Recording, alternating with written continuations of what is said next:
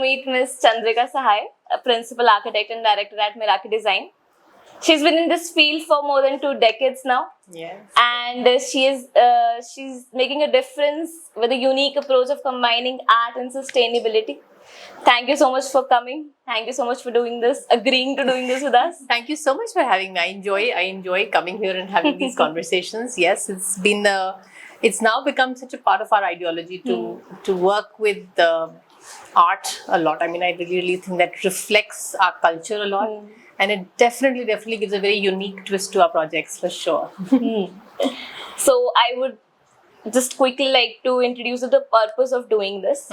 So we just want, this conversation is just an effort to bring like-minded people together and awaken that eco-warrior spirit in everyone who will be hearing to this conversation. Yeah. And it's more about creating a community of people like us, like you, who really care about the environment. And why are we starting with architects? Because everything that occurs or exists is within spaces, and you are creating the foundations. So we want to fix that. No, that's a super thing, and I really realize that as when we're talking about college and careers, you think of what to do.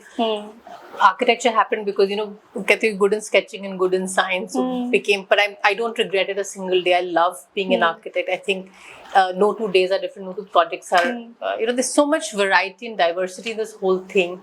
And later, as you graduate, you realize that as an architect, you are thinking ahead for the society, right? If we design a building today, it is going to be used for the next 20-25 years. A building lasts for 100 years, right? Correct. You may repurpose the building also. And that is, like you very right to say, it's defining the space or the shell of how the end users are going to navigate it, use it, or how it emotionally connects to them, or how it just becomes part of their lifestyle. Yeah. Right? घर है, office है, सब चीज है. Everything of yours is in a space. Right? They say roti, kapda, makan. Correct. 3 basic things. So that was my reason of joining architecture. So roti, kapda, makan mein hai, so you'll always be in business. But it's a beautiful place to be. And you very rightly said, you'll end up becoming a visionary for the society. And even during when you meet people, and with your experiences, you now start advising clients that, okay, are you doing this? Maybe put your money here, it will give better benefits because that's the way things are going. You're looking at trends. Why do they keep talking about architectural trends and interior trends? Because that is the vision setting forward that is happening, right? Okay, so you talked about sketches. So what initially propelled you towards architecture? Your likeness for drawing sketches or what?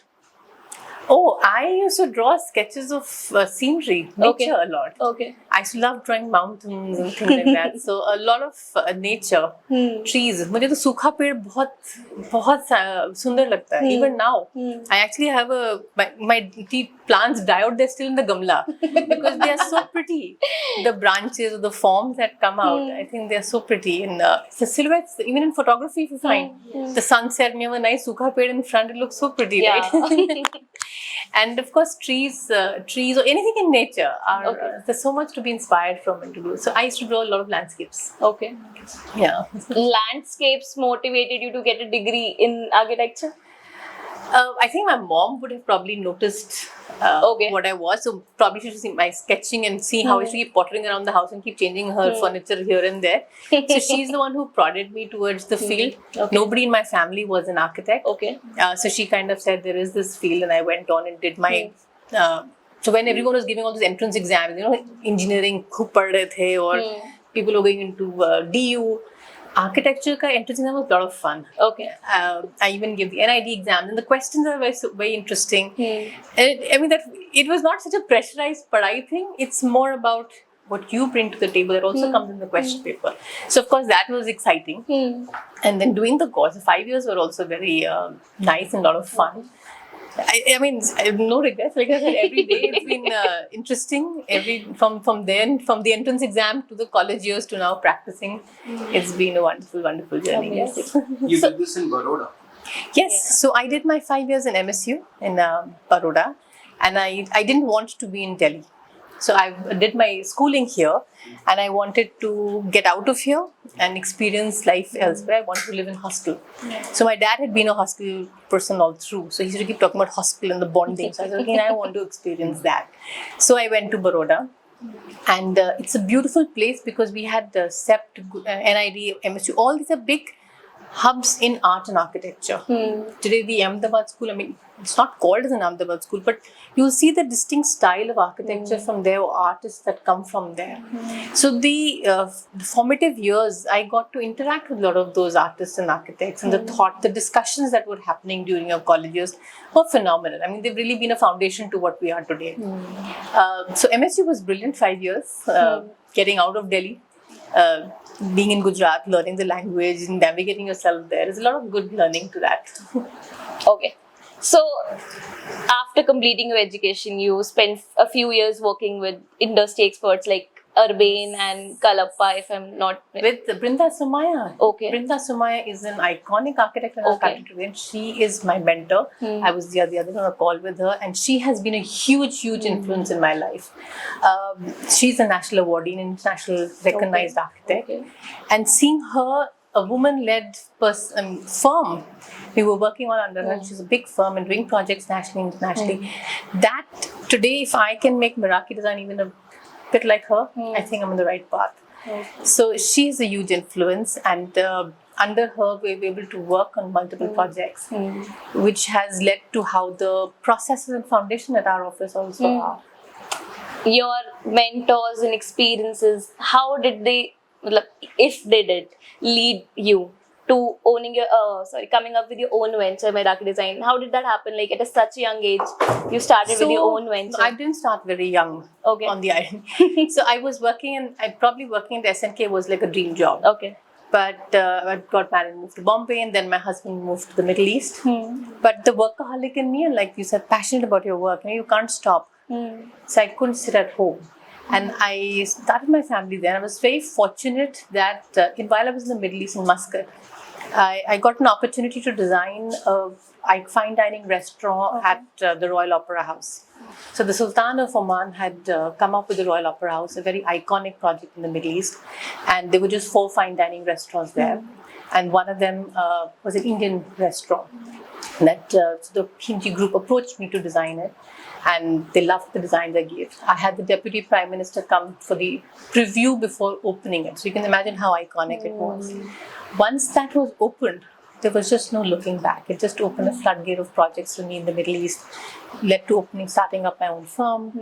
And I think also partly because I was a mom by then, so I call myself a mompreneur, because you wanted to have the flexibility to be around your children.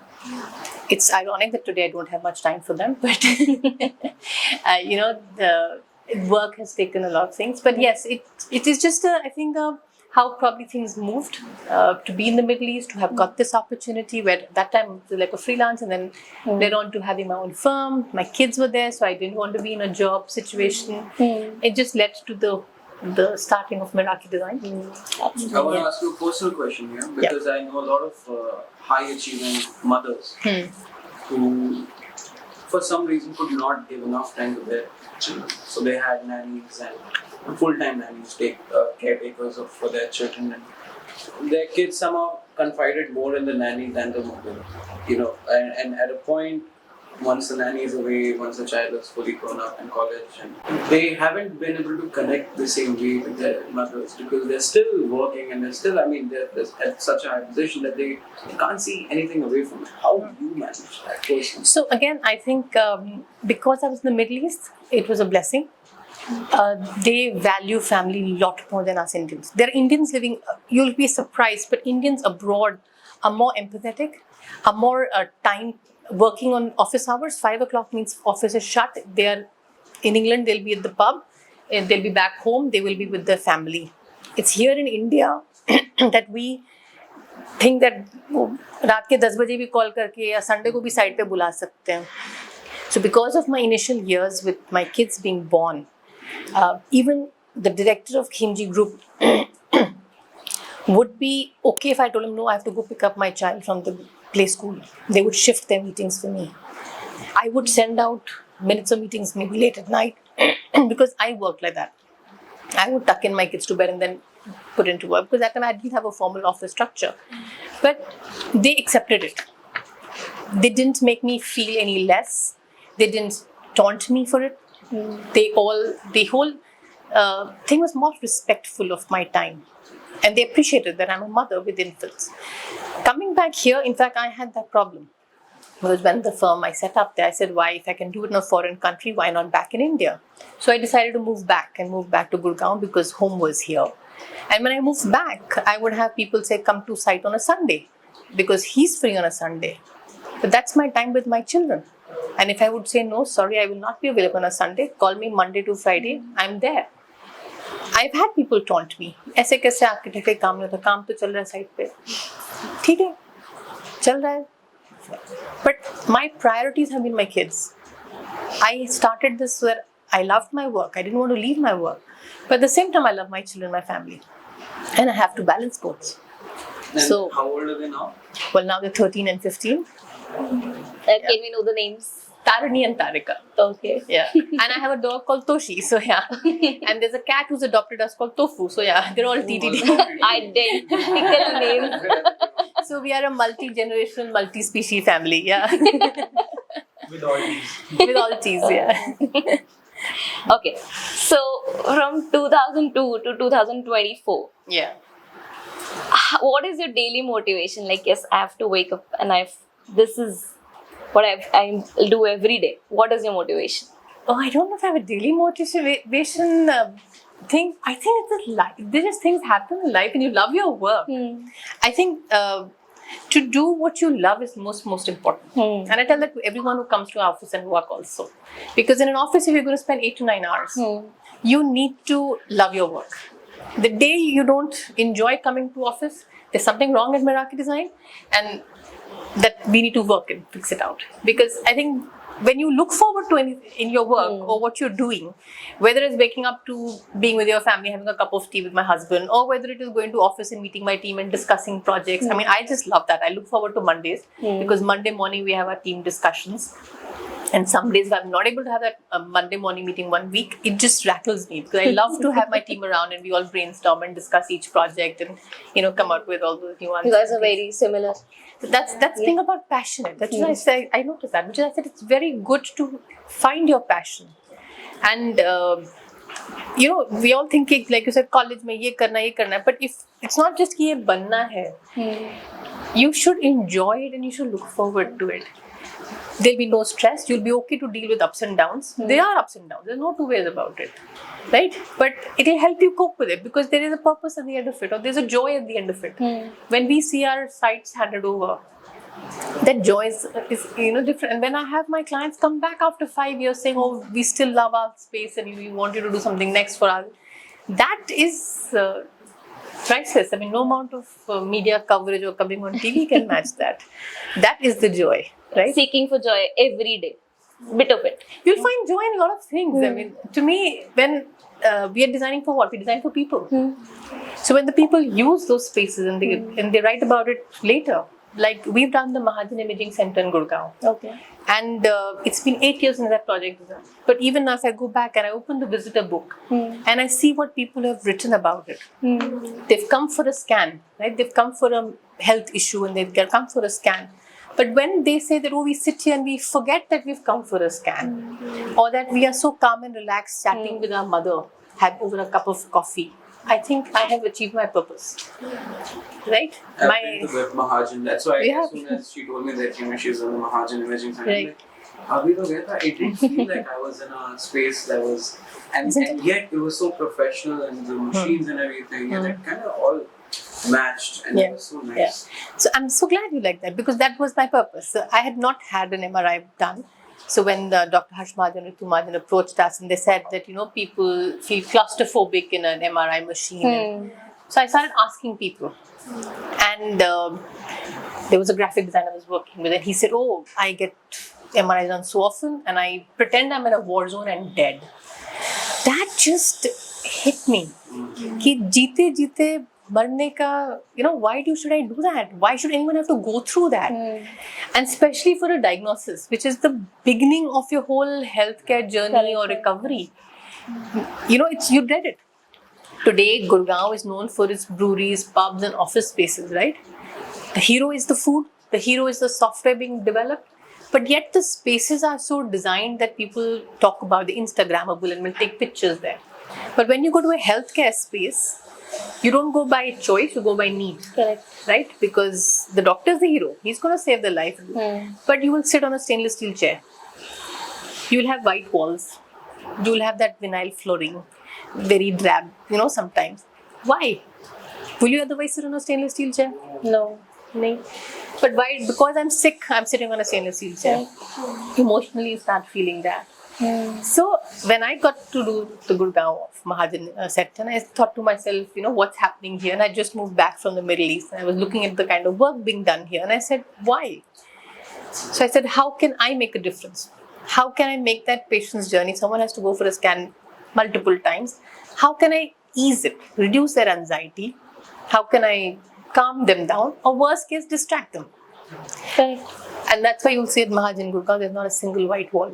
There's not a single white wall. It's very colorful. We've And got yellow ceiling, we've got blue painted ducts, we've got nice flooring. the light hangs in such a nice way. Yeah. You don't ever feel depressed. Yeah. Like you go to Artemis, you go to this. बाहर से तो उन्होंने बहुत ही अच्छा बनाया है, क्योंकि जैसे अंदर जाते हैं बहुत ज़्यादा depressing जाता है. It is like, what is this place? और मुझे ऐसा लगता है कि it will not feel like कि वो sad reason की वजह से hospital visit कर रहे हैं. You're absolutely right. In fact, one of the things since now for the last 8-9 years, we've been designing all of Mahajan imaging centers. What I've noticed is that if someone has to go for an X-ray, right? There's so many around. There's so many options today. But you'll find that there'll be a queue at Mahajan imaging. If you pay the same price, if I have to pay, let's say, 1,000 rupees here and 1,000 rupees there, but if that space vibe Correct. is comfortable, is calming, is engaging, you will rather spend 1,000 bucks there. Yeah. And later they can even charge you 1,500, you'll still go. Yeah. So the interiors of the space definitely adds to your ROI. Right? It helps your brand image, it does all that. So that is now what we do. So we're not just like any typical architect making plans and spaces. We are adding that value, that engagement, that identity to that space, that recall value or that comfort level, and which is why I say cognitive design. That we are how we are emotionally connect to that space, and which is why art also we mentioned, why art plays such an important role. So at Mahajan Imaging, since we're talking of that project, you'll see at the entrance there's a water feature, and we had got an artist to do a watercolor painting for us, and we have used that on the water feature, because often in our country we'll put water feature, looks good, but वो बंद करेंगे या maintenance में हो रहा है, and it's first sign of deterioration. Right? You'll always have it, and then suddenly, maybe a few years down the line, it's taken away or not functional. So I said, even if it's not working, it should look pretty. And if it's working better, I wanted the sound of water. Right? I think again, nature. That's as soon as you enter that Right. business, it's There's there. So that's why we work with an artist. So most of my projects will have artists in some form or the other. At Indus, the restaurant I mentioned in the Middle East, we had an Omani sculptor do a nice piece for us, which part was hanging from the ceiling and part from the floor. We've had in Mahajan Imaging an artist who did this paint work for us and customized, and we used it. A lot of our restaurants, even in homes and various places, we work with a lot of artists. And so we work with different art forms and taking them into these spaces. I want to ask you one question. I read this somewhere. You wrote something about mental health and how designs should help you. Or maybe how you can correlate mental health with design. What are some of the practices that you follow in your daily life? For me, it's like I wake up every morning and I go and touch with my bare feet the first soil that I can find, which is a little wet.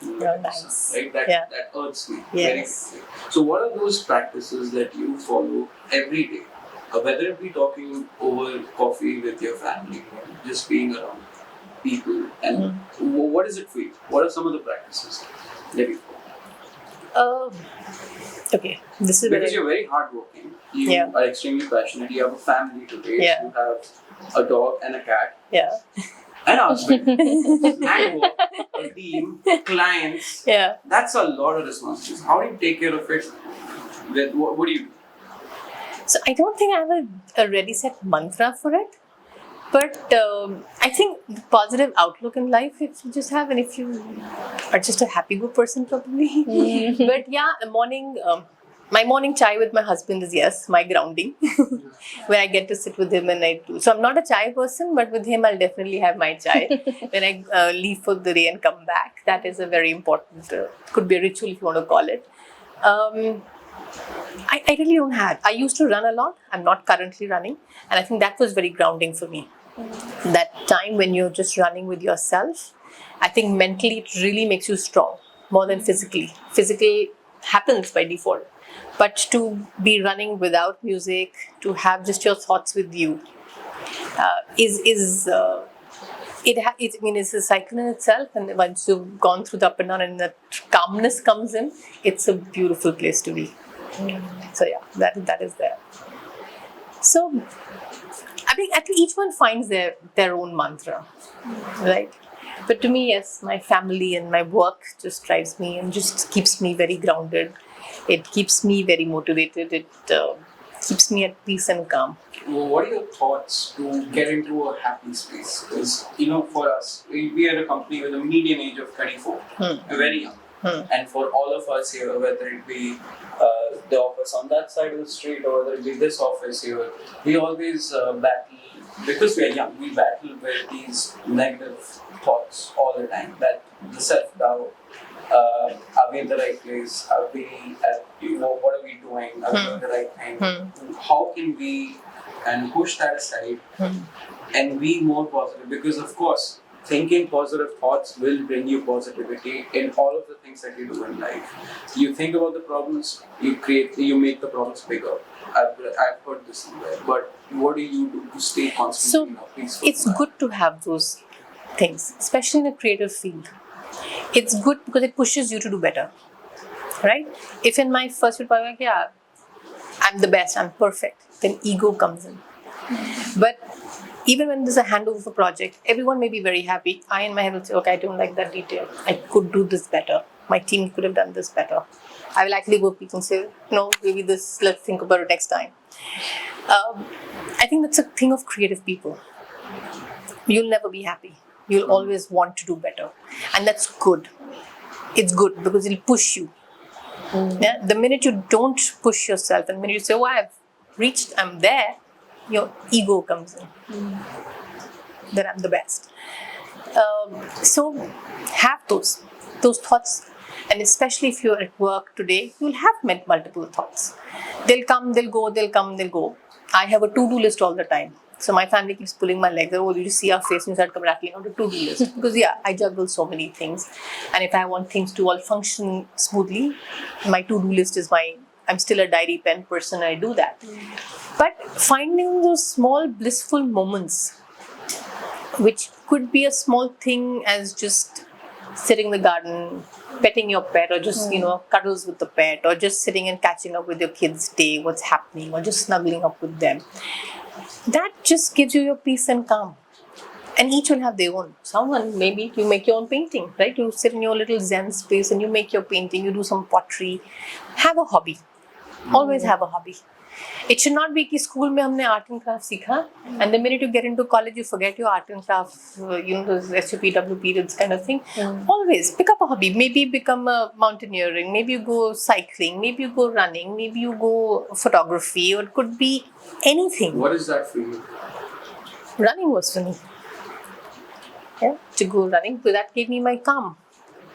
Yeah, the thoughts will come, and our mind is so restless, and it's getting more and more restless with the way lifestyles are becoming, right? Recently I saw a play where it was a 3-hour long play. Okay. And I really liked at the end they said that, we were scared how we get the response because the generation today is only 3 seconds, right? Your reels are 3 seconds. So the attention span has become that short. So we're bound to be restless, right? So it's up to you where to switch off, where to say draw your boundaries and find your calm. But you must find your calm. Because if you don't have that, you'll have all of those anxieties and things like that. So find your calm, find your passion, and live life. It's so beautiful. Okay. So you talked about art and being a creative person, things with the creative person. So what inspirations do you seek? Where you get inspired from? You used to draw landscapes and you get inspiration from those Suke paid. Yes. I haven't Then- used a Sukha paid, but I just love that form. Yeah.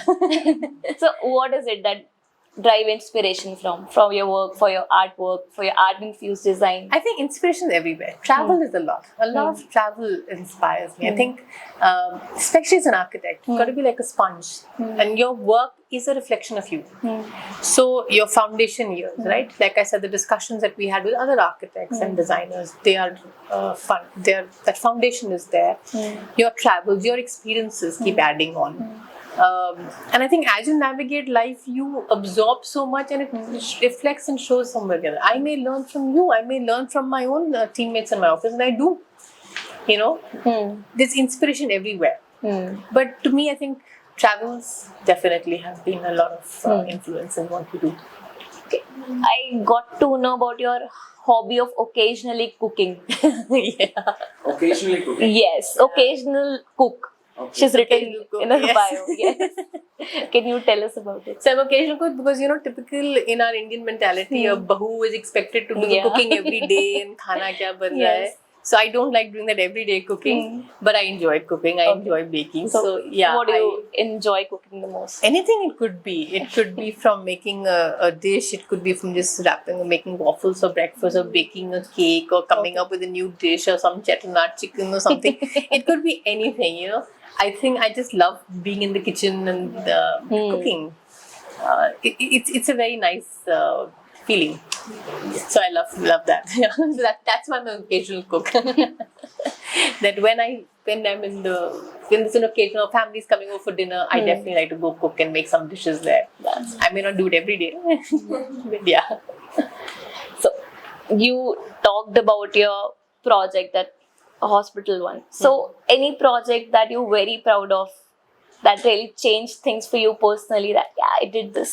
So yeah, for me, a lot of projects have been milestone projects in the way they've been received by others and done it. We approach all our projects with the same passion and with the same zeal. Like I said, Indus, that restaurant I did in Muscat, that was a big turning point for us because once we did that, it got us so many more projects, the recognition we got from it. Again, working for the Mahajan that got us a lot of recognition. We've been doing their buildings and then we've been doing a lot more healthcare projects. We're doing a lot of hospitality. You know. So there have been multiple projects, touch wood, not just one, that has got us that recognition and become milestones in our journey. Yeah. But what was pivotal for you personally? Not for Meraki, but Miss Chandrika Sahai. I think each project is pivotal. I learn something from each client of mine. I learn something from each project of mine. And it always, it's like I'm writing my own storybook, right? So every project is a chapter, everything is a chapter. And there's something that adds on to me. And I think that's what I was probably 5 projects back or to 10 projects ahead. I would be probably a better person, a different person, a more chiseled person. Yeah. So You seem very spiritual also. Do I? Oh, wow. Do you follow like someone? No, I don't. How does it come so naturally then? I don't know. Maybe she's just Because even Meraki, like she told me the meaning of Meraki. Yeah, so Meraki, so my husband found that name for our firm because Meraki is a Greek word to do something with your soul, passion in yourself. And so, like I said, the crazies in your work that you have, right? So each project, you get so invested in it. And I think probably my family, everyone around me sees that, you know, so he gave this name and I love it. And then later I learned in many of the Meraki firms, but I've stuck to it because this is what we are. Like you said, true to yourself, right? We are crazy about each of our projects. So it's, that same zeal is there in every project we get. And we always look at it, okay, how can we do better? What can we do different? So we don't have any Pinterest kind of, there are a lot of firms who just cut, copy, paste and do it, but we don't Space like. Matrix. I'm not mentioning it, but I'm not, so we don't like. So, I can keep He naming. have this habit of taking names. I'm very- so we don't like to cut, copy, paste. We don't even want to cut, copy, paste our own work. Because again, that questioning, how can I do better? What can I do better? The in bar myself? is the bar is the bar. Yeah, Yes. so you'll keep looking at what next? What next? Oh, this was not working well. What next? I think it especially happens with people with design firms that are run by or were started by one architect or two architects. For example, recently I was in Mumbai last week and I met Ajinkya Manohar from Morphlab, and he said the same thing. He says that there are factories out there, like Hafiz Contractor, right, like DSP or RSP. These big design firms, they have a factory full of architects, and they pick up projects for zero cost almost. They're doing free projects for the government and for many such big firms. And what happens because of this is that these people like Morflab and Sapna Jain or whoever these people are, like you, for example, you are your own client. You have a team of architects and everything, but then you also have your own vision that you give to a client. Like for example, whenever I speak to Sonali Bhatt, she always says the same thing, that if I'm designing a space, I know I care about my client enough. And I care about it. But if they're coming to me, they want a Sonali Bhagwati in their design. So similarly, when Mahajan would have come to you, you would have given them something that they're going to take back, which is now theirs. So you have given them something from you. So it's your thing. But a lot of these massive companies, they're going to take away from art.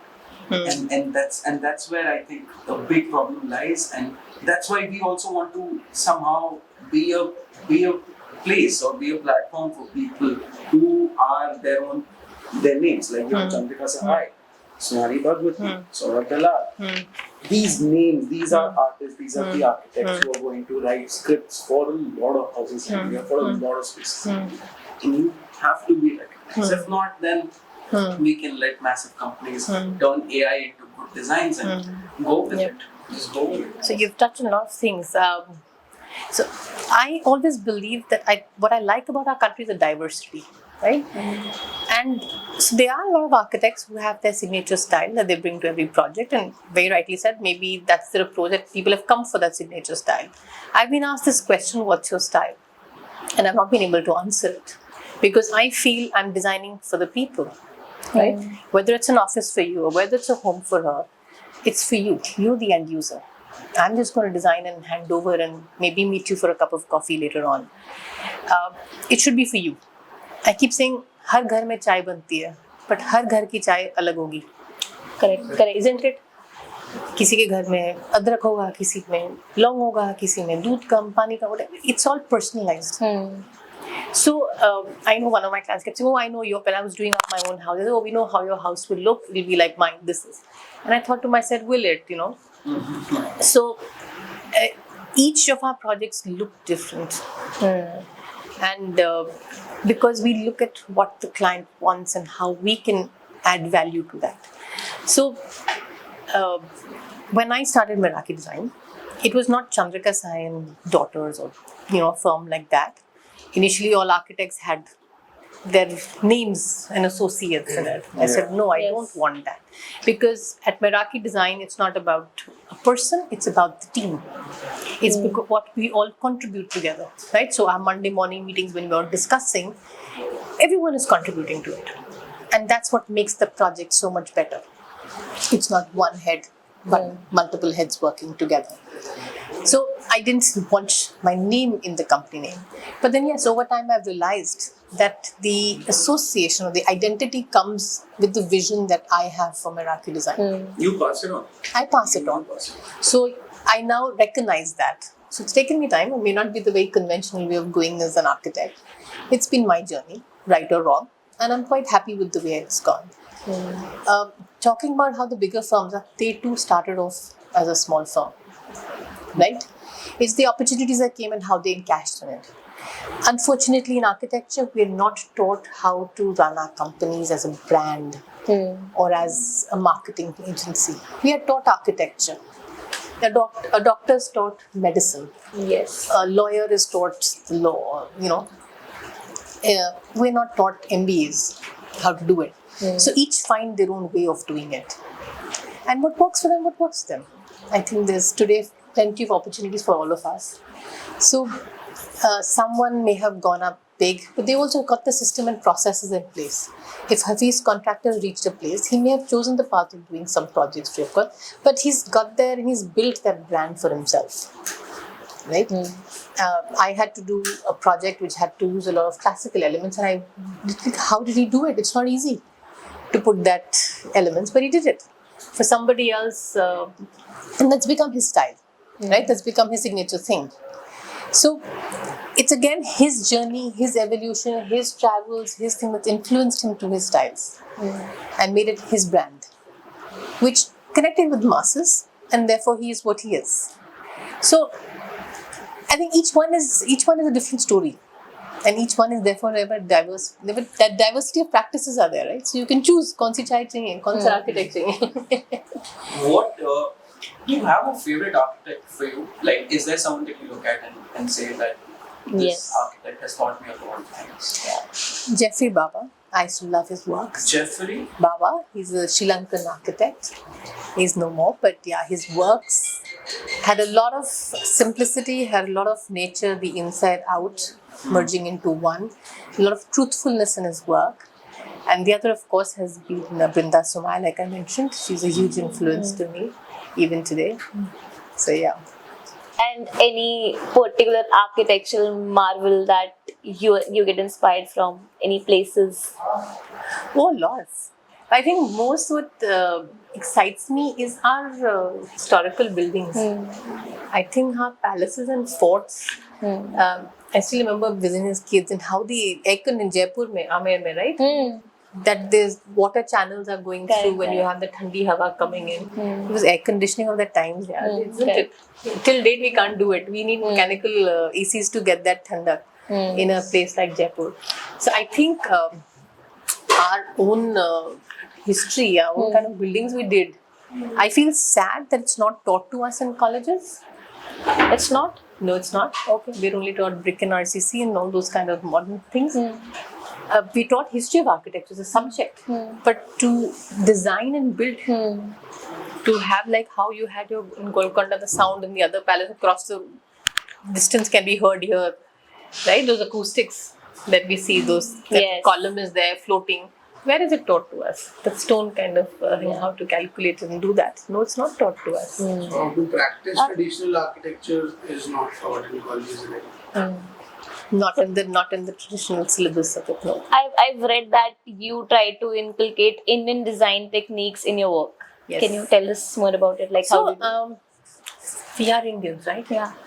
And it is in us. It's ingrained in us. To take us anywhere, we'll still want a cup of chai. We'll still, our skin is still going to be this, and you'll still love your golgappas, right? Yeah. That is us. And times have changed. We evolve. Like, I love wearing a sari because I think it so works for our climate.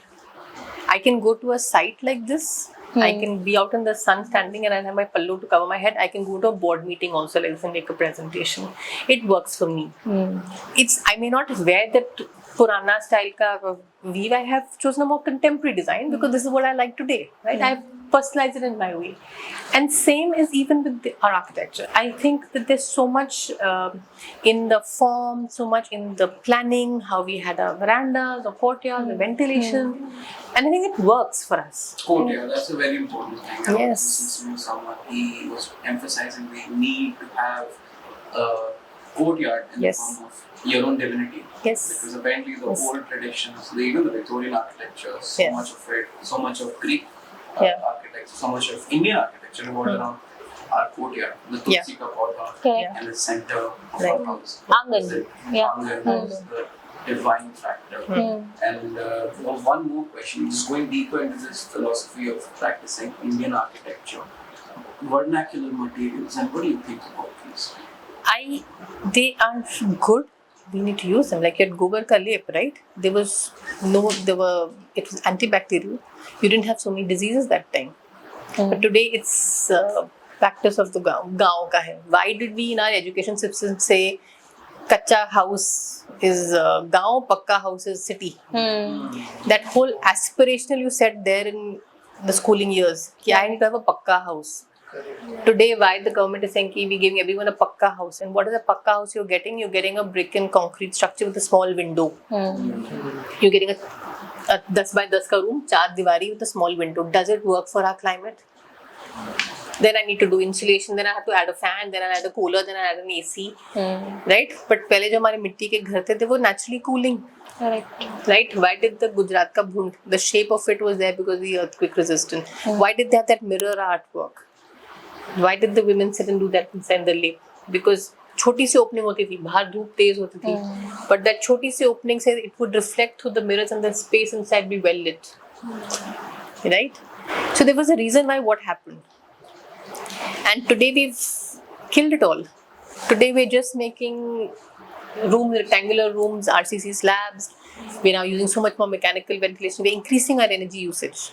Yeah, we are just adding and adding instead of So like, there is, so keeping it's a double-edged sword, because at one hand those were things that worked, but they were very low density. They were or not so aspirational. Today, of course, the Western education's aspiration to have those kind of things. But even if you see the colonial architecture that came in, right, the colonial bungalows in Delhi, they still had that veranda.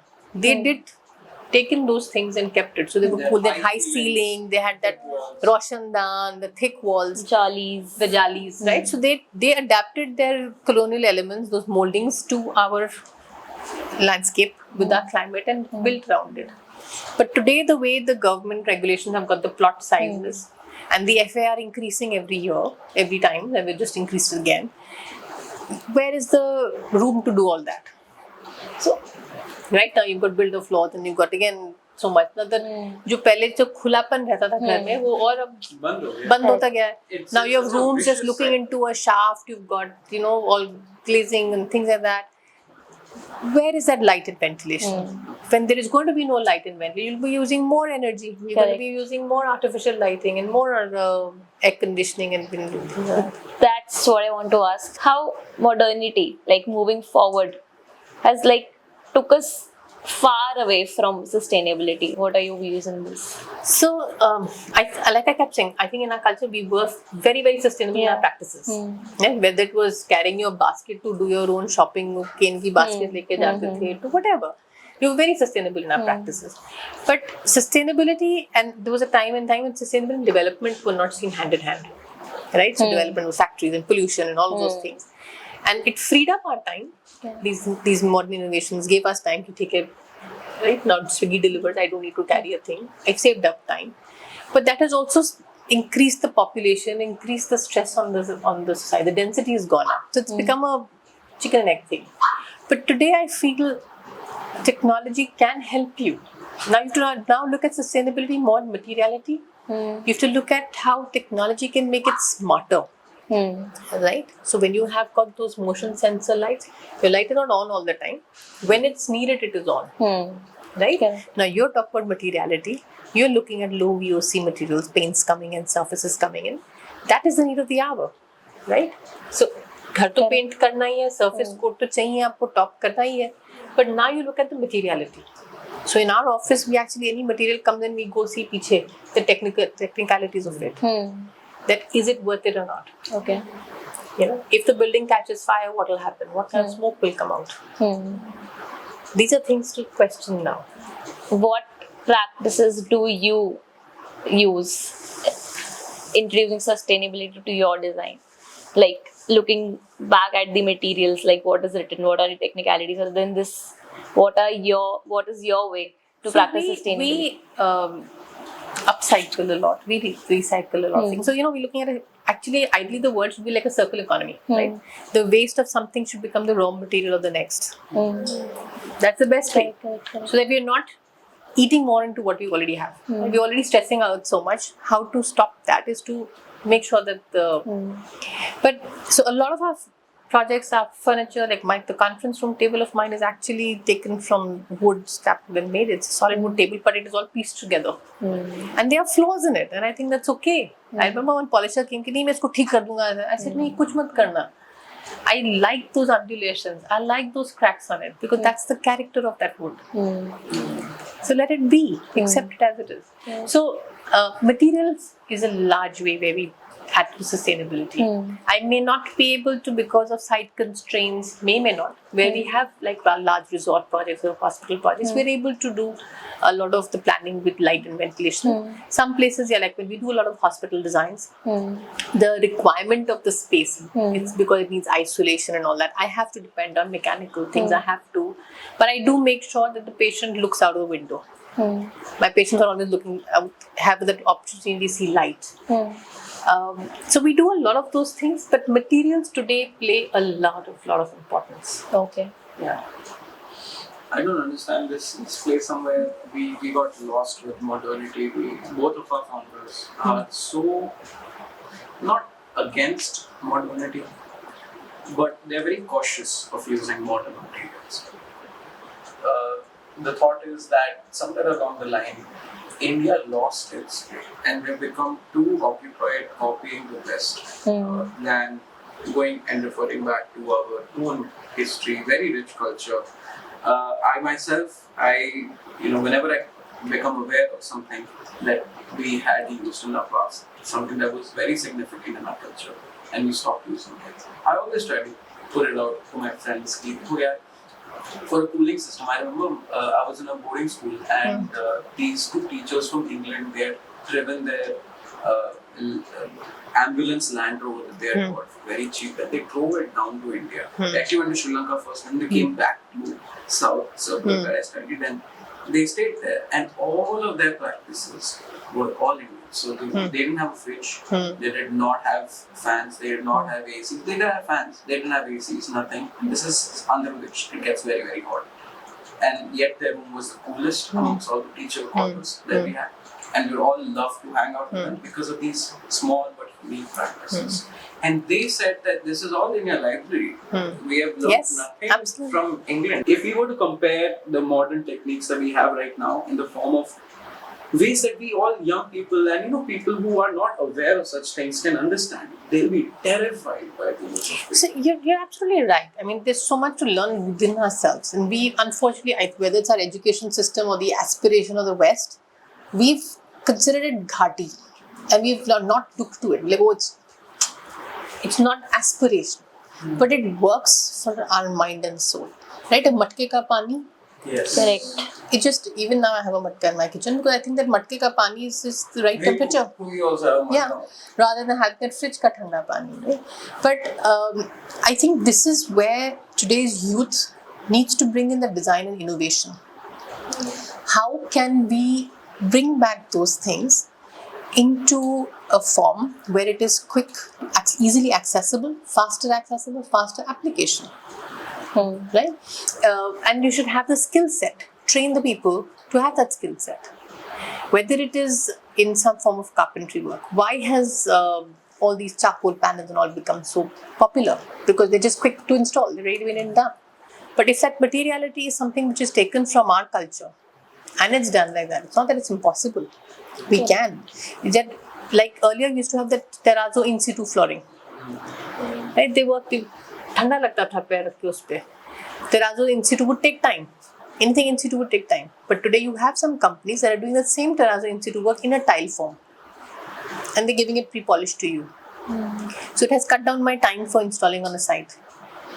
Right? I'll पहले पूरा site खाली करो, no other work can happen. Time is an essence. Like I told you, we are a restless society. Anyone comes to us, a client will come ask, I need it in 3 months. I need this place. I said, you've come late. Because designing needs time. The execution itself will take 3-4 months, right? So, this is where we can marry the traditional materiality, the traditional techniques with the times today, with the. This is what evolution is about, isn't it? So we need people to just spearhead that, take that lead and do it. There are people doing it. It's not there, but it may not be so widely known. Because again, there's so many materials, there's so much of choice. So what is known, where people will take on. Even with our food and eating habits, I feel like we have really suddenly been very accepting of new foods and new ideas of foods, like a protein bar, protein shake. Even the whey protein, it wasn't around for more than 20 years. Yeah. It's just come in very recently, and we trust it like as if it's something that we can't live without. Yeah. We have so many things that today they have just become a part of our daily life, and fruity or a Coke or something like that. Go back to 100 years ago, was it there? No. Right? Yeah. So cooking practices also Changed. Refined oils, sugars, all these things. Even like I was looking at a photo of a watermelon and a drawing of a watermelon 200-300 years ago, and the watermelon that we have right now, day and night different. Yeah. Right? There's not a speck of whiteness, and we can get a seedless watermelon as well.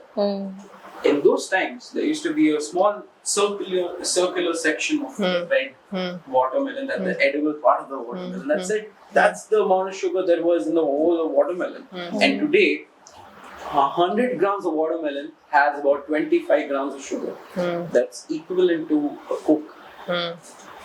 If not worse, it's almost the same. And then we tell ourselves, oh, it's the fructose, it's fine. No. Any sugar is sugar. Yeah. Any sugar is harmful. In excess is harmful to you. Yeah. But then this modernity, this industrialization, the quick pace things, everything is just kind of going into all for us. So I would really like it to see more architects being involved in this practice of, we understand that, yes, for sure, people always So ask there are me, two ways to go about it. One is you can go completely, there are people doing completely organic and doing things, and they're actually building with bamboo and doing mud architecture. And all. It's not that it's not happening. A handful of people would be doing it, that's what it is. right? So it's again, what direction you're taking yourself to. An architect also needs a client. Like unlike other professions, like I say, a fashion designer, they can come up with their collection and then wait for someone to buy it. But an architect first needs the client for them to create. I need a site to do something. So you could, I mean, again, that's why your experience is all coming to your work. Now, sitting in Gurgaon and practicing here and doing projects pan-India and North India, we are bound by certain restrictions of the kind of clients coming or the kind of space that we have and what we're doing. So it's a choice you make. Where do you tread that middle path? Do you go completely organic, build completely in that way, get off-grid? Or you are here, we are in the society that we are, this is where the society is heading. How do we navigate it within this? Right? अब तरबूज तो खाना है जो market में मिल रहा है. Either you grow your own tarboos and do it organically, or what is available you make with what it is, or you find your tweaks to that whole thing. So you have to choose your path. I think in that sense. I think it's about being responsible individually. Absolutely. So you find your niche. Yeah. You have to find your niche. What works for you? What works with your thoughts and ideology, and what works with the society that we are in. And what would be like something that you would like to tell your clients, future clients, about what they can expect from you in terms of when they come to you, they're gonna have to deal with this, and what's a non-negotiable for you, and also what is the one thing that you want to educate your client towards? Oh, I have to really think about that, because to me, non-negotiable the way we work. We're very structured in our process of designing. So I don't like hurrying up. So we've had people come say, sorry, it won't be. It takes time. We need these decisions. It takes this much time. That is non-negotiable. Being pushed to do things quicker just because I have to be happy and satisfied. If I'm not happy and satisfied, how can I make you satisfied? So we do put our best foot forward to try and brush up where time is there, but time has to be given. You can't come, kal chahiye, nahi hoga, right? That doesn't happen. Sorry, what was the other question that you said? Another question is, what would you want to educate your client on? I think today clients are very, very educated itself. That's a lot of people are telling us. They are educated because they're aware. Now, it depends on what are they aware of. Like you said, a lot of them would be aware of trends happening. Some would be aware of materiality. Some would be exposed, and I want that, and I want this. And I think that is where the architect being a visionary comes in. Because you have to see, does it work for them? What they come with. Oh, I want this, but does it work? Sometimes you may give in, this is, but sometimes it's more about, we sometimes become a philosopher, become a psychiatrist for them and everything into it. That, like I said, chai unke liye ban rahi hai na, so you make it for them. So you'll end up, they may want and this, but is that really going to work? So we'll end up listening to them and then saying, no, this is the dish that will come out best for you. So there's this very famous architect based out of London, and they have the way that they practice is the way that they get to know their client is through their mental space, and they have this questionnaire of about 100 questions. It's you go to their office and you can pick them up, pick the questionnaire up. It's in the form of a big paper wrapped around a small sheet. Yeah. I've got 2 of them here. I don't know where they are. Yeah. So they had like 100 plus questions, and each one was like I feel strongly, I feel okay. Yeah, we tried that in our office. That when new clients would come, we would have a little brief, but we found people didn't have the patience to sit through and write it down, and or they would not sit because a lot of that is thinking deep down, which they may not have done. They're not aware themselves. Your clients to be a little more patient about. I think all of us should be, no doubt. But I'm saying, even when they come, they haven't done that thinking internally to be able to answer those kind of questions in that questionnaire. Because we did try that, and we found that either they would not get back or they would take their time, and then the kind of response we were expecting, we were not getting. And then we leave it back and just fill the basics. I think today we don't think so much as a society. We just karte jao. So it becomes more effective when we have conversations with them. And then we pull it out ourselves. So that started happening. But yeah. It's important. I just think that a lot of Indians, when I've seen it happen, when you said yourself, when Indians abroad, they have the specific time. Like 5 o'clock, work is over, they head back to their families. There are a lot of practices that Indians follow when they go outside the country and that they don't follow here in the country. Yeah. Why is that? Why is that? That you'll answer a work email at late night, or you'll check your mail, or you'll sit and take your phone calls and see your work messages. You'll even call out to people. Society, is it society? Is it like because everybody else is doing it, so I gotta do it? Maybe, yeah. It is because everyone wants foreign se pehle jawab, right? And that what we were talking earlier, informally, we were talking about that pressure of taunting and negative. You don't want someone to tell you. So that whole the way society is, we don't help people blossom. We help people find faults. कि आपने जवाब नहीं दिया call का, आप site को नहीं आए संडे. मैंने तो आपको WhatsApp कर दिया. मैंने तो आपको WhatsApp कर दिया था. They'll send you a mail at 10 o'clock at night. हमने तो भेजा था by the end of the day. End of the day is not office end of the day. End of the day is It's 12. तो आपने जवाब नहीं दिया. Then they send it to you at 10 o'clock at night, and then wake up. Before you get into a work mode zone, they'll say, क्या करना है? उसका क्या आपने जवाब नहीं दिया. Give me time. Let me reach office. I will do it. Right? Which I keep telling so many people. मैं doctor नहीं हूँ. I'm not saving life. What is the hurry? So it'll happen. It's not that it will not happen. And in fact, if you let me think and let me do it, it'll be better at happening rather than a quick pushing it off to someone else over there. So that is lifestyles. So yeah, unfortunately, there's so many layers to our society and so many things that happen. That as a society, we don't give that space to be with family. We don't prioritize our family. One last question before we begin with the doodling. In 10 years' time, do you think about the future at all, first of all? Yeah, why not? Of course. Okay. So, where do you see Merathi Design in 10 years from now?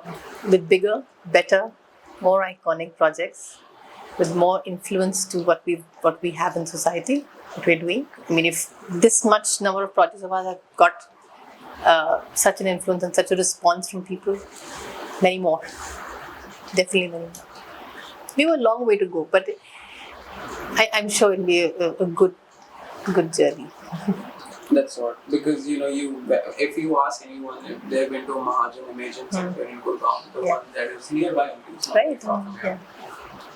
Everybody will give this answer, and I think this is the kind of feedback that motivates anyone. Absolutely. And for sure, this will motivate you to further do as well. Yeah. So there'll be many more people who will be positively impacted in their lives.